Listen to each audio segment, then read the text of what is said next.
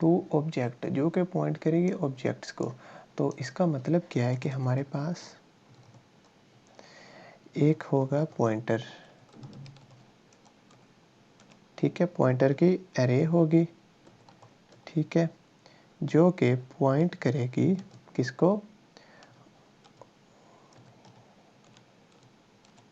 Objects को, जो कि किसको पॉइंट करेगी, ऑब्जेक्ट्स को, ठीक है। तो अभी हम देखते हैं, और यहाँ पर आता है क्लास नेम, जो क्लास का नेम होता है वो यहाँ पे आता है, ठीक है। तो एरेज ऑफ पॉइंटर बनाने का क्या तरीका होता है कि क्लास का नेम होता है, ठीक है, उसके बाद हम क्या करेंगे, स्टैरिक लगाएंगे और अपने पॉइंटर का नेम लिख देंगे, ठीक है, और उसके बाद ये हम ब्रैकेट लगाएंगे, एरेज बना देंगे इनको, और उसके बाद जितने हमारे ऑब्जेक्ट होंगे वो ये जो एरे होगी तो उन तमाम ऑब्जेक्ट्स के एड्रेस को स्टोर कर लेगी, ठीक है। तो ये क्या करेगी, स्टोर करेगी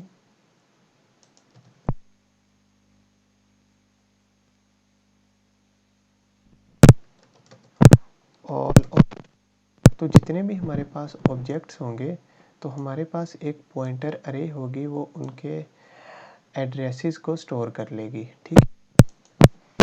तो इसका मतलब ये है, ठीक है।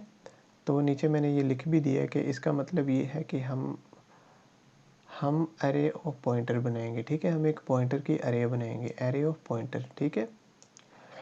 उसके बाद जो कि हमारे जितने भी ऑब्जेक्ट्स होंगे उनके एड्रेसेस को स्टोर कर लेगी। तो जितने भी हमारे ऑब्जेक्ट होंगे उनके एड्रेसेस को ये स्टोर कर लेगी, ठीक है।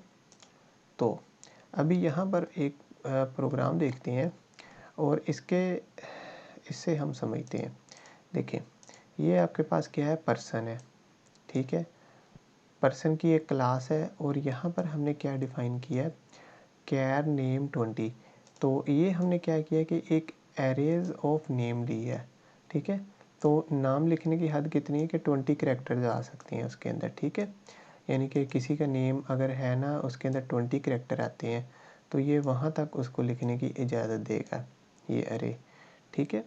तो ये हमारे पास एक एरे ऑफ कैरेक्टर आ गई, ठीक है। तो इससे हम क्या करेंगे, अपना नेम लिखेंगे, ठीक है।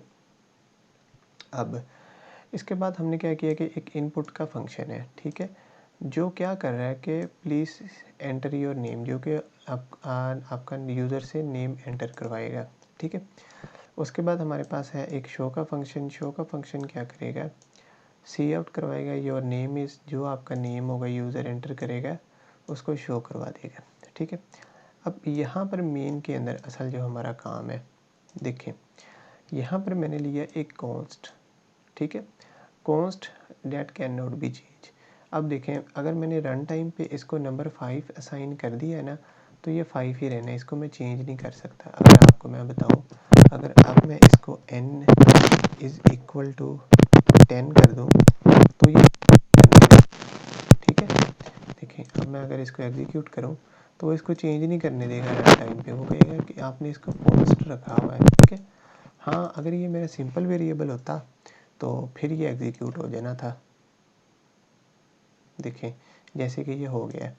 तो ठीक है, मैं इसको कंट्रोल Z कर देता हूँ, तो ये होता है कॉन्स्ट, ठीक है।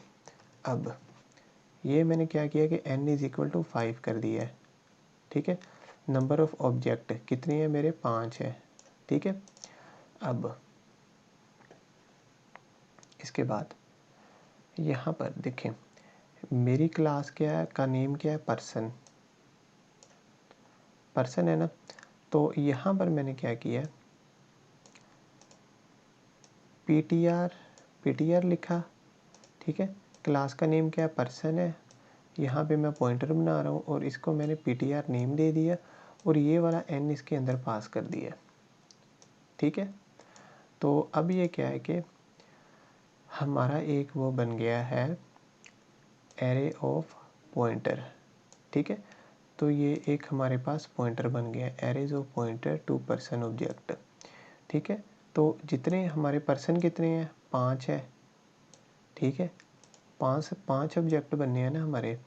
तो ये जो है वो उतने बंदों के लिए ये अरे बन गई है, ठीक है हमारी। अब ये आई जो है हमारा लूप के लिए है, हमने एक लूप के लिए लिया है। अब यहाँ पर मैंने लूप लगाई I is equal to 0, I less than n, ठीक है। तो ये हमारे नंबर ऑफ ऑब्जेक्ट्स तक ही चलेगी, ठीक है, यानी कि 5 बार चलेगी, ठीक है। उसके बाद आई प्लस प्लस, ठीक है। अब देखें PTR i is equal to new person, इसका मतलब ये है कि create a new person object using dynamic memory allocation. तो इस लाइन से क्या होगा कि हमारे जो है वो एवरी टाइम हमारा जो है न्यू पर्सन बनेगा, ठीक है, न्यू पर्सन बनेगा, ठीक है।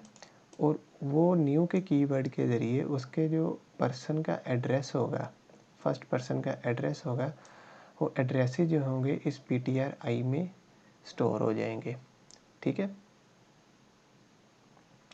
न्यू क्या करेगा, रिटर्न करेगा ऑब्जेक्ट्स के एड्रेस को, ठीक है, किसको, पॉइंटर को, ठीक है। उसके बाद क्या होगा कि देखें हम क्या कर रहे हैं PTR आई, तो PTR आई क्या कर रहा है कि लूप एग्जीक्यूट हो रही है और ये फंक्शन को पॉइंट कर रहा है, किसको, इनपुट को।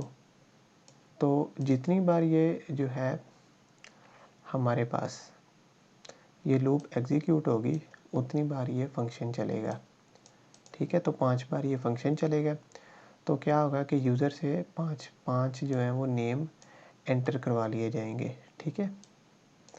उसके बाद एक और लूप लगाई है, ये लूप क्या करेगी कि हमारा जो है वो PTR आई, यानी कि जितनी बार हमारी लूप चलेगी उतनी बार हमारा जो है वो शो नमी फंक्शन को कॉल कर दिया जाएगा, जो कि हमारे नेम्स को डिस्प्ले करवा रहा है यहाँ पे, ठीक है। तो उसके बाद क्या होगा कि जैसे ही ये हमारा प्रोग्राम चल जाएगा, ठीक है, जैसे ही बंद होगा तो ये मेमोरी को फ्री कर दिया जाएगा, ठीक है, इस डिलीट PTR आई की मदद से। तो इसको एग्जीक्यूट करते हैं और देखते हैं।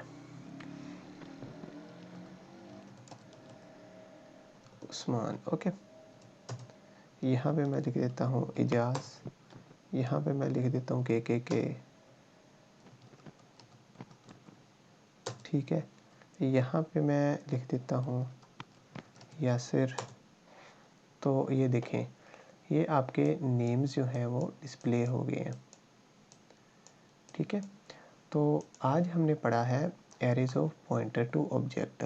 तो हमारे पास क्या होगा कि पॉइंटर की अरे होगी, एरे ऑफ पॉइंटर होगी, जो कि जितने भी हमारे ऑब्जेक्ट होंगे उनके एड्रेसेस को स्टोर कर रही है, ठीक है, स्टोर कर रही है। तो उसके ऊपर हमने एक प्रोग्राम देखा कि कैसे ये वर्क करता है। हमारे पास यहाँ पे ऑब्जेक्ट थे 5, ठीक है। फिर हमने जो है इन ऑब्जेक्ट्स की वैल्यू को n को यहाँ पे पास करवा दिया, तो ये 5 ऑब्जेक्ट्स के लिए होगी, ठीक है। उसके बाद हमने लूप चलाई और हमने इनपुट फंक्शन को कॉल किया, फिर हमने आउटपुट फंक्शन को कॉल किया और मेमोरी को फ्री कर दिया। तो ये था आज का लेक्चर, उम्मीद है आपको पसंद आया होगा। मिलते हैं अगले लेक्चर में। अल्लाह हाफिज़।